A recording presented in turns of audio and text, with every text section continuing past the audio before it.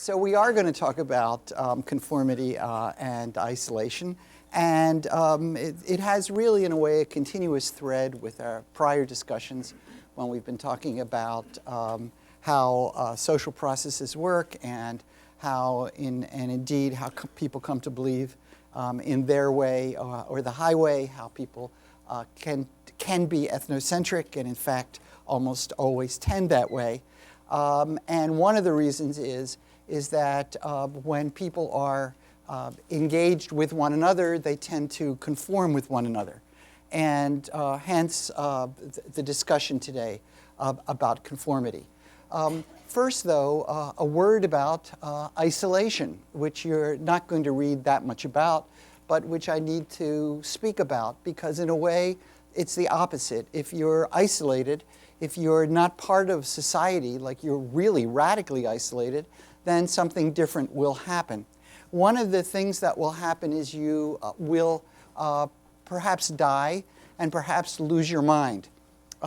That's an important little detail, because it means that our social condition is in fact our natural condition, if there is such a thing as a natural condition for human beings. We literally die.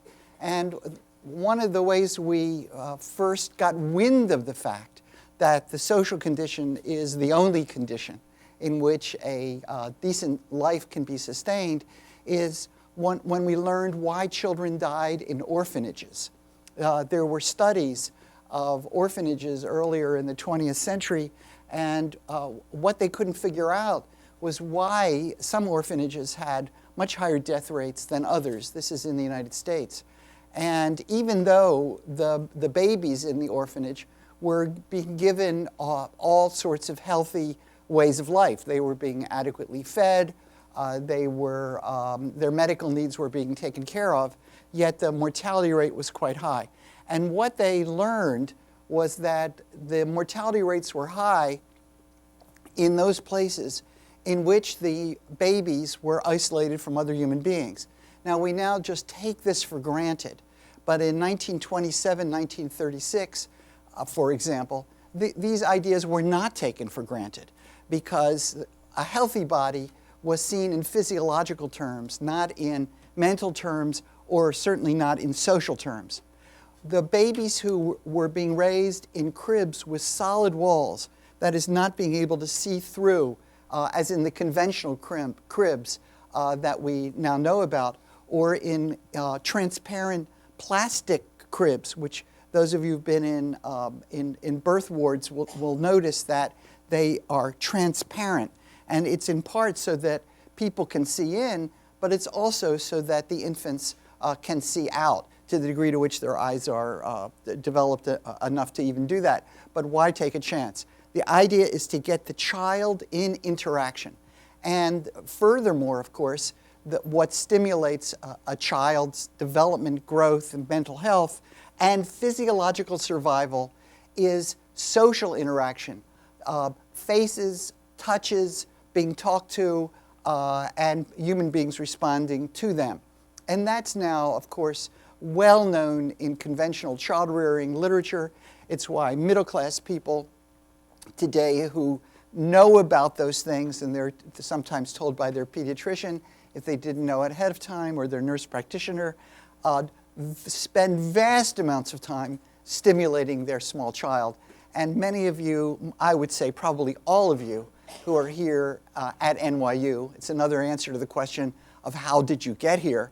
How you got here, how we got here, was we had parents who didn't leave us alone as we were little, in part because this very sociological knowledge was something that they were exposed to, they were taking up, and having taken up that knowledge, they changed the world to at least some degree, i.e. each one of you is a little bit of a changed world, in part because of this information that is now circulated very widely. So, when a child is raised in isolation, and there are other occasional instances where we learn about this, about cases of isolation. So, for example, in some families, at some moments, children who are shameful are because, for example, they were born to an unwed mother, which an illegitimate child, that's what the term was, which is, I think, probably strikes as an odd term. How can a child be illegitimate? But we used to use that language. I grew up using that language myself. And if you take that to its logical extreme, that you have an illegitimate child, you may just put it in the attic and not let anybody know that it's there. And people who had daughters who gave birth to illegitimate children would do all kinds of things to prevent any acknowledgement that the event had happened. And of course, the most common response is to put the child up for adoption, or at least a more common response. But an odd, unusual, but sometimes happen response would be to put the child in the attic. And the child would grow in quasi-isolation. This is not a pretty picture. These children do not grow up as normal children. At the other end of, or at later points in the lifespan, putting people in solitary confinement is a way to create isolation in an adult. And this creates its own challenges of the capacity to maintain anything like sanity. And people who have been in solitary and have spent long periods of time do not get more attractive as a result of that experience, and do report, however, mechanisms, deliberate strategies they went through in order to maintain their sanity in light of the fact that they're not with other human beings. So we know having other human beings is fundamental. And having that fundamental in place then creates conditions under which there is not only interaction, but a kind of interactional dependence. We do care what other people think because they are, and I'm going to talk more about this in a subsequent class, they are fundamental to our capacity to have a sense of self, to have an identity, to have anything like a comfortable personality, a legitimacy in the world, a capacity to self-reflect, to have an identity that makes any sense, to be mentally healthy. So that then opens the opportunity for people influencing one another, and hence what I'm going to talk about today. So we know from the prior class that there is always ambiguity to at least some degree in terms of what people think is true in the world, how they come to that conclusion. The world is ambiguous to some degree. The duck versus the bunny. The thing is both, but some of you could only see duck, and some of you could only see bunny. The duck people could be converted to seeing bunny by me instructing, by me giving a slight clue. Look at the ears, I said. And then when I said that, the duck people converted to bunnyism, at least for that split moment. So some sort of external contextual feature shifted, at least for that moment, what the thing was. And of course, bunnyism and duckism are parallels in this universe that described it. An outside force, in this case me, helped you see what was actually there. There's a saying in social psychology, of which this is all a part of that sort of subdiscipline of sociology and subdiscipline of psychology where the two fields meet.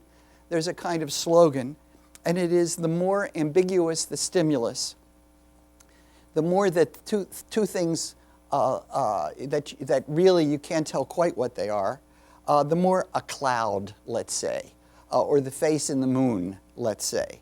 The more ambiguous the stimulus, the more that social factors intervene in perception.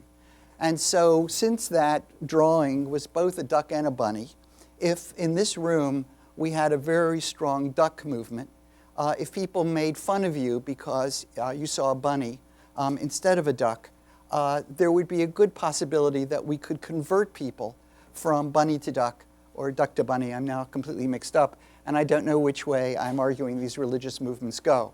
But if you were isolated, and the great majority of people were going the other way, you could be converted especially when the stimulus was ambiguous, as, say, the face on the moon is the shape of a star, and other things that are not clearly and obviously one way as opposed to the other. But even when things are relatively clear, then, for example, are you sitting on a chair? I've, in a prior class, referred to you're sitting in a chair. Well, actually, you're not, as some might say, in a chair at all. Chairs have 4 legs. The things you're sitting on, I think, have no legs. They're not separate items at all. They're parts of what might be thought of as a bench. And we could go on and on and on. And we could have a chair culture that believes it's a chair, and that's fundamental to their belief system. And then we could have people who would say, no, these are not chairs at all. A chair is something different.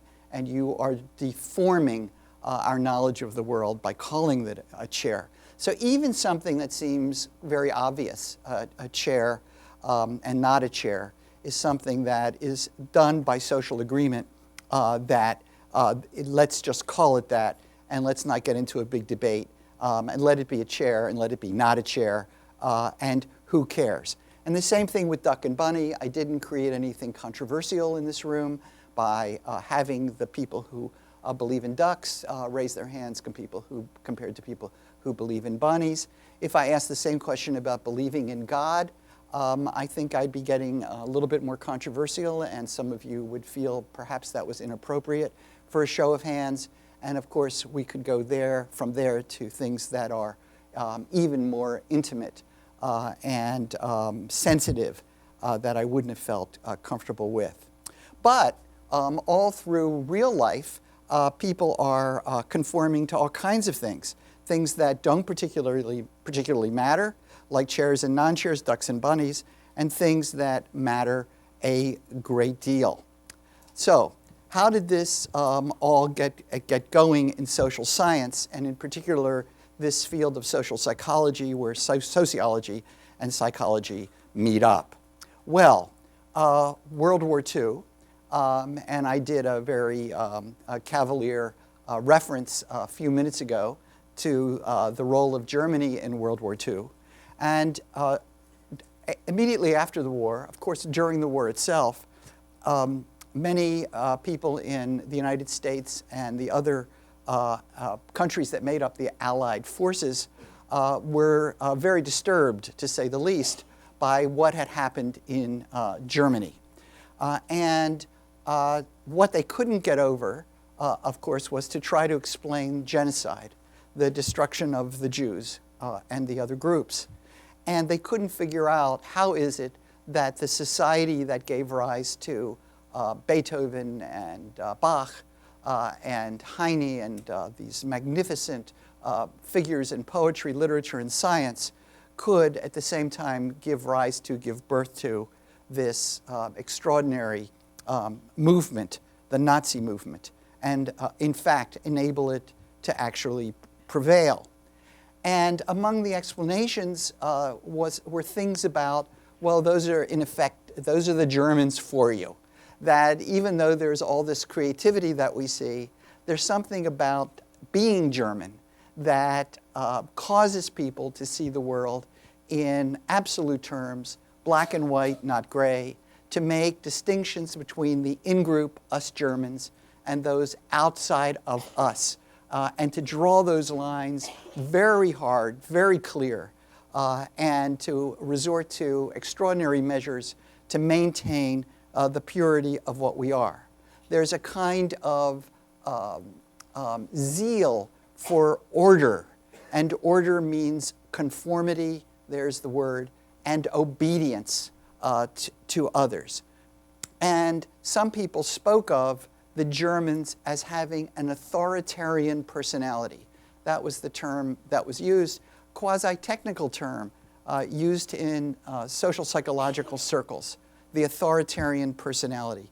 You tend to obey authority in some deep way as a result of the culture. No one thought this was biological, but in terms of the culture in which you are part.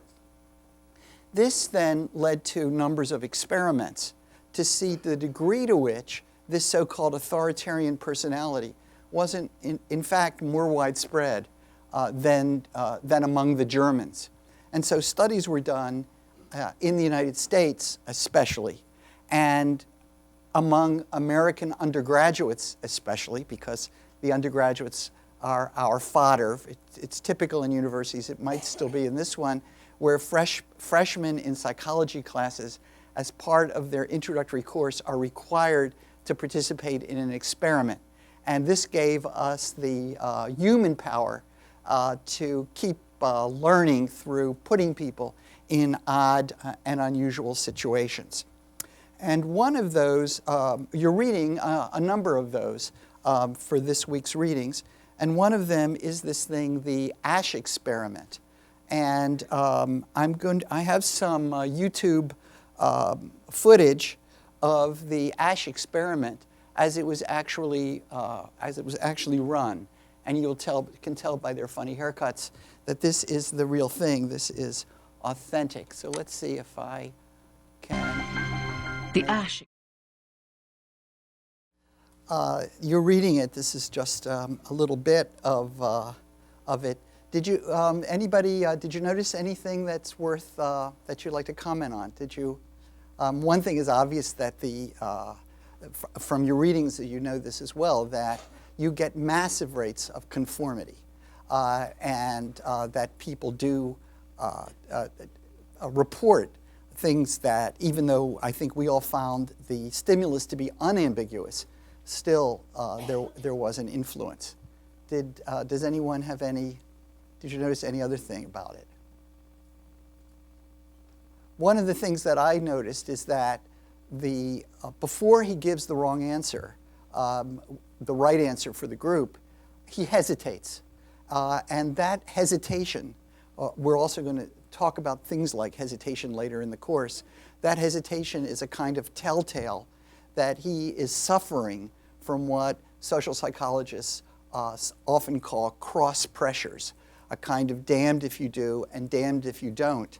You're stymied, you're kind of right in the middle. And as these experiments evolve, that kind of stymie is what you see again and again.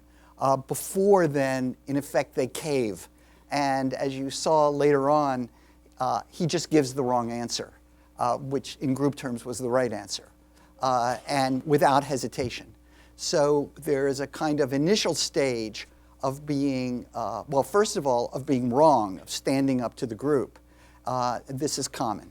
Then a middle stage in which you hesitate and you can see, as an observer, this kind of both winds blowing at once, the cross pressures. And then when there is capitulation, then they just answer right away. Just like the stooges. We call the people who are hired by the experimenter, by the way, we call them stooges. And these experiments often have stooges, people who are actually working for the experimenter, and generate through the group pressure this high degree of conformity. Now, the other experiment that you're reading about is probably even more famous than the Asch experiment. Even more famous than the Asch experiment. And it's by this social psychologist who spent his career at Yale named Stanley Milgram. And what Milgram did, and you all know this from your readings, is he put people in a room where they were told to pull the switch to deliver electrical shocks to someone who they thought was an innocent person just like them, who was actually a stooge working for the experimenter. And again, the remarkable thing is the degree of conformity. In this case, not to a group pressure, but rather to a kind of authority structure. The authority being the fact that, at least in some of the experimental settings, the person who's asking them to pull the switch, and of course he's asking them to pull the switch in a plausible way. There are people who are in a learning experiment, as it was called, and the people who are in the learning experiment, the person, they are actually stooges working for the experimenter, get the wrong answers. And so the experiment is allegedly about how they can be shaped to provide the right answers. And if they provide a wrong answer, then you give them a negative stimulus. You give them an electrical shock. And at first, the electrical shocks, which aren't real, of course, the electrical shocks are described as very mild. But as you know from your readings, they get more and more and more severe until finally they are plausibly fatal. And yet, the people who are brought in off the street, whether they are Yale undergraduates or they are adults from other walks of life, do pull the switch at higher and higher rates. Now, in both of these experiments, in both the Milgram experiment and the Ash experiment, not everybody does conform. And that's a very important footnote, and maybe it's really beyond a footnote. It actually, it varies. And let me just get this up for you. I've got something else too. There we go. Let's go back to our founding fathers. You remember our founding fathers. You can't get enough, too much of them. Our Duck Bunny friend, and our moment in Orientalism. These studies were also stimulated by a book written by one of our most important figures in the history of social philosophy. And her name, can you see it at the bottom? It's a reading test. Her name is Hannah Arendt. Can you see the author's byline? No. I don't really know how to make this bigger. Maybe this will make it bigger. Is that of any use? Hannah Arendt, A-R-E-N-D-T. Hannah Arendt is a German social philosopher, a German-Jewish social philosopher originally, who left with the coming of the Nazis and spent her career in the United States at the University of Chicago and at the New School here in New York. And she was hired by the New Yorker magazine to go and report for the New Yorker magazine on the trial of Adolf Eichmann in Jerusalem. Who was Adolf Eichmann? Eichmann was the person who organized the transportation of the Jews to the concentration camps. He's the one who worried about the railroads and the trains and making sure there were supplies of all the things needed to bring this thing off, a kind of logistic bureaucrat.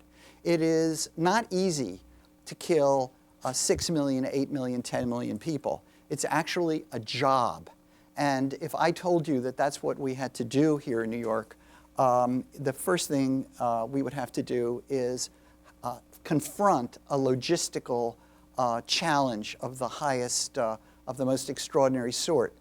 And Adolf Eichmann was captured in Argentina after the war in the early 1960s, as I recall, and brought to Israel. He was captured by the Israelis and brought to Israel for trial. And he's there being tried. He was put to death, was the outcome. He was found guilty of atrocities, and he was put to death. Hannah Arendt was sent there to Jerusalem, to the trial, to report. And what she reported on was the words that I'm sure you cannot see, but the title of her book that was published, and it's the New Yorker articles, the title of the book is Eichmann in Jerusalem, and then the subtitle, which I'm going to read to you, is A Report on the Banality of Evil. Because what she found most remarkable about Adolf Eichmann was the lack of remarkableness about him, that this is an ordinary guy. So she is searching for a deep psychological disturbance. She's searching for events in the life course. She's searching for bases of ideological drivenness. And she just says it's not there. She says that Eichmann is just an excellent bureaucrat who followed the rules. We say stereotypically the good German sometimes, and to connote that kind of quality. That's what Eichmann was. This finding of hers, I'll call it a finding, this impression of hers, created a storm of reaction and made, along with some other things that Hannah Arendt wrote about the Holocaust and about the role of Jews in the Holocaust, never mind the role of the Germans, created a storm of protest against Hannah Arendt, because it was very hard to imagine that an ordinary person could do that.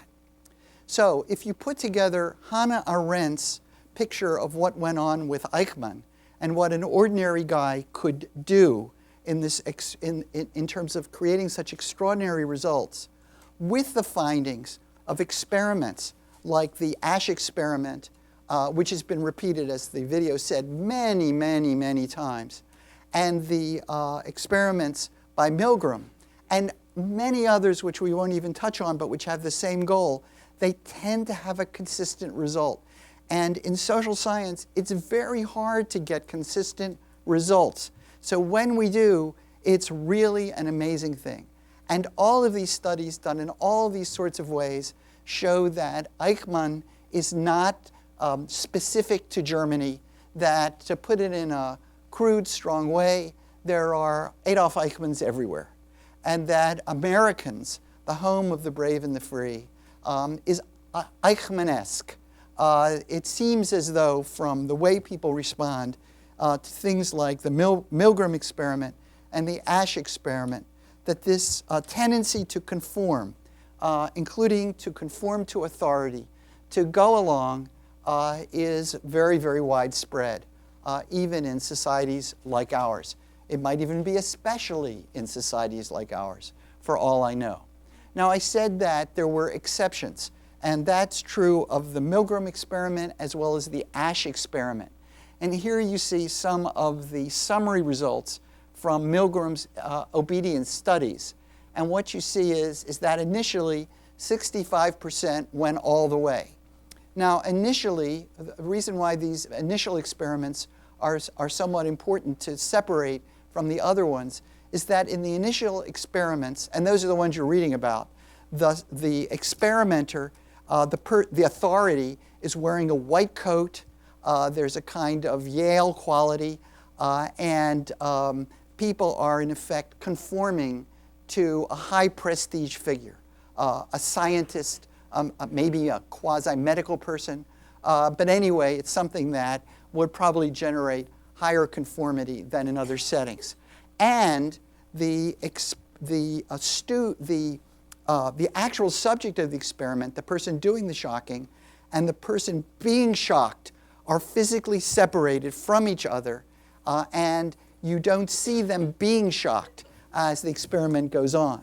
So these are conditions that will generate a whole lot of shocking. When you vary the experiment, you can decrease the amount of shocking. So, for example, when the experimenter has to put his hand on the person doing the shocking and move it into a shocking position, then the conformity decreases. Anybody who has an ally, I should mention that in the Asch experiment, if you, in the little bit you saw, the person was utterly alone. That everybody disagreed and said how long the line was and miscalled it. And only one person, the person who was the actual subject of the experiment, was even tempted to say something different. Well, sometimes you can unroll these experiments and you provide an ally, another person, who then joins you and says how long the lines really are. When that happens, the degree of obedience goes down, the degree of conformity goes down. So as in the song, I don't know if you know this song, Honey or Baby, whatever, it's you and me against the world. If somebody gets another person to join them, it solidifies their position. And that's one of the reasons why so many of us, all things equal, like to have a special person in our lives, a you and me against the world. So anyway, we see variation in the Milgram experiment, just as in the Asch experiment. Some people never go along. They stop short of the ultimate high-end shocks. That's 35% in this version of the summary, all the way down to only 10% do the shock when they have confederates. That is, when they think other people are refusing to shock, then they refuse to shock. We start getting, in effect, the basis of a social movement, of a revolution against authority that starts to take place. The usual interpretations of these experiments is not to say, look at that, isn't that amazing? Some people never shock, never conform. Isn't it amazing that if you just have one ally, your degree of shocking goes down. If you have two allies, your degree of conformity goes way down. Well, that's one way of looking at it. That instead, mostly people look at it and say, this is certainly enough conformity to, for example, launch the Nazis. We've got enough going here for that, and perhaps that means that the United States itself consists of people who are vulnerable to something like fascism and might join it, and indeed join it with some degree of enthusiasm. Well, all of this scales up, so to speak, and along with the readings of the actual experiments in this part of the course, you're also reading things that are not experimental, but which are relying on some of the same ideas, or at least exploring some of the same territory to a degree. And let's see what we've got on the agenda. This is Robert McNamara, who's clearly identified. Do people know who Robert McNamara was? He did die not so long ago. Raise your hand if you've heard of Robert McNamara. Raise your hand if you know who he was, what position he held in the government. A few people, only a few people, know who Robert McNamara was. There he is identified as the architect of the Vietnam War. Robert McNamara was one of the people called one of the whiz kids, people who were going to remake American industry. He was the president of the Ford Corporation, Ford Cars, first member, I believe, first person to be that who was not a member of the Ford family of people, as opposed to Ford family of cars. And Robert McNamara was a systems guy. He was educated in our best universities, a very, very sophisticated technical person who was going to remake government in a systematic way. President John Kennedy made him his Secretary of Defense, and after Kennedy's assassination, Lyndon Johnson kept him on in the same way. And he, Robert McNamara, was going to use his technical skills to modernize the American armed forces and to make us more effective in all the things that we did, and in particular, of course, the war on communism, which was the equivalent of the war on terror today, in which the country is totally committed to stopping communism, to fight communism wherever it might surface. And at this point in time, the place where it is surfacing is Vietnam. The Kennedy administration and then the Johnson administration, in a much more direct and clear way, decides that Vietnam is the place where communism will be stopped. We've already lost China, and that was the phrase that was used. We can't keep losing parts of the world to communism. And so therefore, we must stop this domino effect, an actual term that was used here at this place in Vietnam. And of course, you all know what happened, which is millions of people died, hundreds of thousands of people, vast numbers of Americans, soldiers and service people, far larger, multiples and multiples and multiples larger than the number of deaths that have been lost in our current wars in the Middle East. McNamara lived a long time, and he wrote a memoir. He was also the subject of a documentary film, which if it ever rolls around, I really do recommend that you see it. And what you see in McNamara is you learn that about middle way, he lost faith in the war. He could see that, in fact, our military experts were wrong, that the body counts, which was the number of people we were killing, was made up.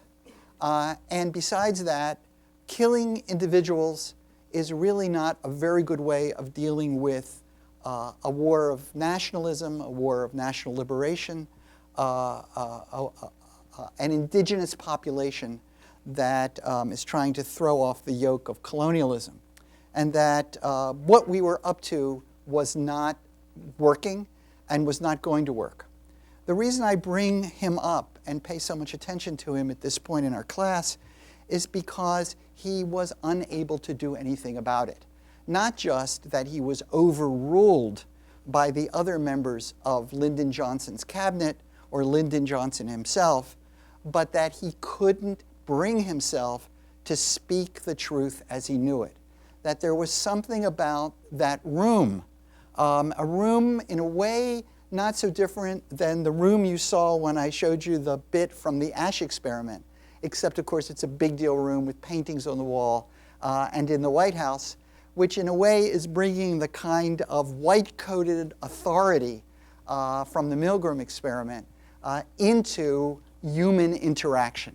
But a human interaction which has vast consequences for the financial stability of the United States and the amount of money we have to spend on so-called defense and whether people will live or die among our own troops as well as live and die in Asia as a result of what we do. He could not, he says, find the capacity in himself to, in effect, speak the other voice and begin the process of ending the war. And so this person, who is one of the most powerful people in the world, the Secretary of Defense, under one of our most powerful presidents we've ever had, Lyndon Johnson, was unable to make it go in the other direction. Now, I talked to you about, it seems sort of silly to now talk about something like first names and the studies of first names, but in a way the subject does have a similarity.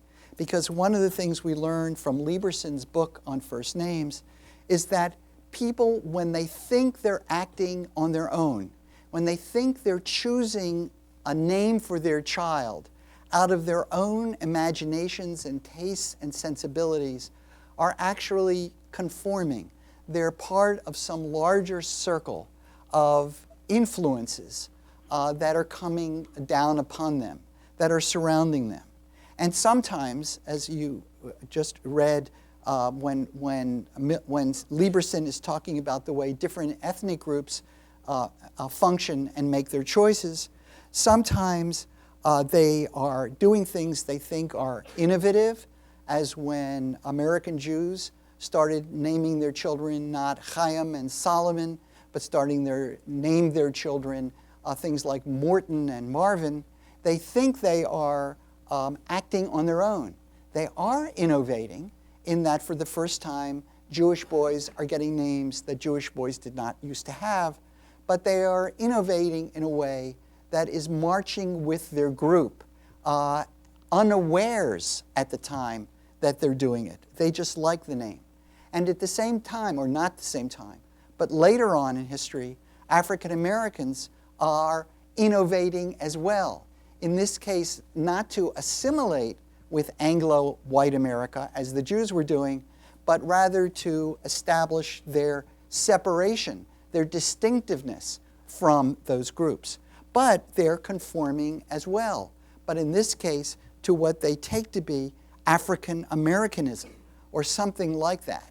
And together with these other people, they like the name Denisha, Letitia, or whatever it might be, and in that way, they are innovating because African Americans did not used to have those names, and indeed, as far as I know, no Americans used to have those names. They're innovating, but they're not just choosing the names out of the blue. They're not just choosing the names because they like them. They are choosing the names in light of what other people who are up to the same thing are doing. And so they're conforming to that group. And when they then introduce their child, this is Letitia, to another African American, they will say, oh, I love that name. And then maybe they will choose that name for their child or a similar name. That is, they will spin off an innovation with an alteration in the first letter, perhaps, but it will be still in keeping with that other group, the group to which they are turned on to which they find a positive relationship with, the kind of people like them who are they identify with, like Robert McNamara and the people he was surrounded by, the wonderful, skilled, intelligent, powerful white men who made up the Lyndon Johnson cabinet. Those were his people, and he found it very hard to go another way. Now, still another sort of far-flung example is my old friend, William Chambliss, who teaches at the University of, George Washington University in Washington. In 1978, Chambliss published the article that you've read. He actually did the work years before that, when he was much younger than this picture shows. He was young enough for young boys in high school to relate to as a kind of someone they could trust and who they could tell all. And he hung out with these young fellows, which is another way in which social scientists often operate. And Chambliss, because I have known him very well, I can tell you, has a personality that would fit in with both the saints and maybe particularly the roughnecks. He is a guy who I've always suspected stole my lawn sprinklers. It's been a source of tension between us, but all is forgiven. Anyway, Chambliss hangs out with the high school. And by the way, all of these studies were done at a different moment in history. You cannot do the Milgram experiment anymore. I don't even know if you can quite do the Asch experiment because they involve deception. And we have these human subjects committees now in universities that would make the Milgram experiment absolutely impossible. And in fact, I should mention to you that that the reason we have these committees that must approve the research we do if it involves human subjects is precisely because of the Milgram experiment. The Milgram experiment is the poster boy of abusing people in social psychological experiments. And the abuse is the person who thinks they did the shocking. That's the idea. That is, if you go through this experience and you suffer the tension involved in having to choose between obeying authority and shocking a human being, and then know that you chose the shocking one, that maybe this does psychological damage to you. And so we can't do experiments like that anymore. If you go on YouTube, by the way, you can find replications of the Milgram experiments, but they're done outside of universities. They're done by, I think the BBC did one. People in the entertainment industry can line one up and do them. But you can't get permission to do them in universities. And no funding agency will ever allow you to do that. The same way with hanging out with the boys at the school.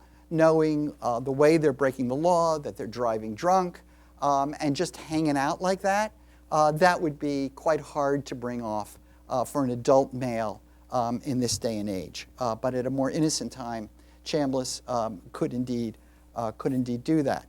So what do we learn from Chambliss?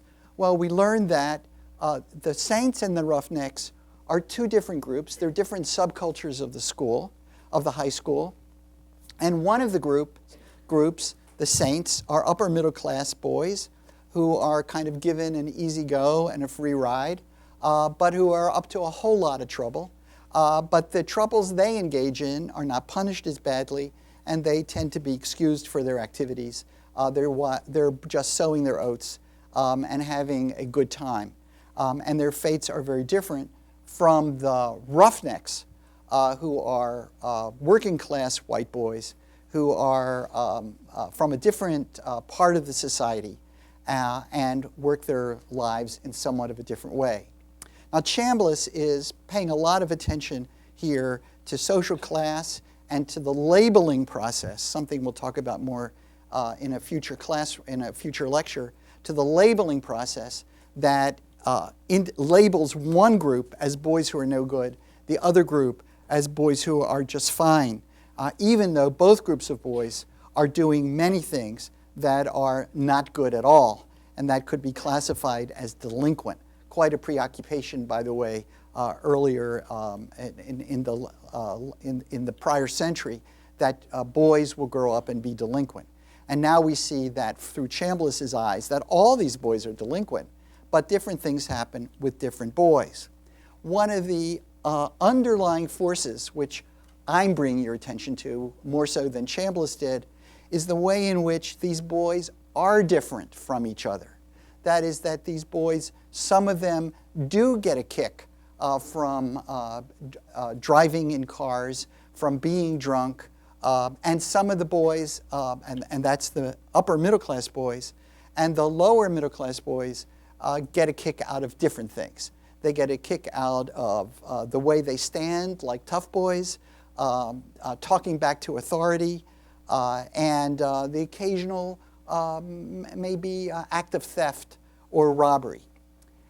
The boys do different things depending upon the other boys, and that's what I'm trying to get across.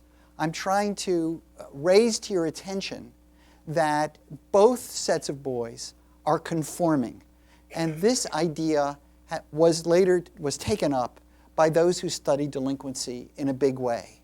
It isn't about that the middle class boys are conforming to society and the working class boys are not conforming. Both sets of boys are conforming. They're just conforming to different subcultures. And that takes them in different directions with different consequences. And so there's a way in which group you conform to sticks with you because of the consequences it creates. But what is going on is underneath of it all very much the same. You are finding people with whom you feel solidarity, and so you take up the lifestyle and the ways of being a daredevil, the ways of conforming. In the case of the working class boys, physical fighting with each other, which the higher class boys never do. That's nothing that they do. But in order to fit in, you have to engage in these behaviors if you're a working class boy, or you won't win the admiration of your fellows. And so it doesn't really, the key issue is not will you get ahead or won't you get ahead if you choose to fight among your peers and talk back to teachers. That's not what is going to solve this or transform these boys, which is, of course, a lot of the effort to turn the kids around is aimed at showing them the way to be reasonable and see that if you keep going in this path, you will not succeed in life. They are succeeding in life. They are succeeding in life by hanging out with these kinds of boys in these kinds of ways. If these are the conditions of your life, then this is the way you will operate. And of course, the conditions of life are social class, for example. And this condition then pushes people, nudges people toward one way of being as opposed to another way of being. But what I want to emphasize again and again is the fact that the conformity, that process, is natural, inevitable, and happens in all these different kinds of settings. The Asch experiment, the Milgram experiment, the White House with Robert McNamara in charge. People don't, now here's the next step of this argument, people don't, quote, just conform. And a lot of times people will attack other people for that, ridicule them perhaps, and say, you're just conforming. You're just doing that to conform. Well, that's not information, because, of course, they are doing it just to conform. It's not, though, just to conform. It's to conform. It's a profound process, a profoundly important process, which has its base in what it is to be human and to be socially involved in other people's lives, and to see how they see the world is the way you see the world, and hence act accordingly.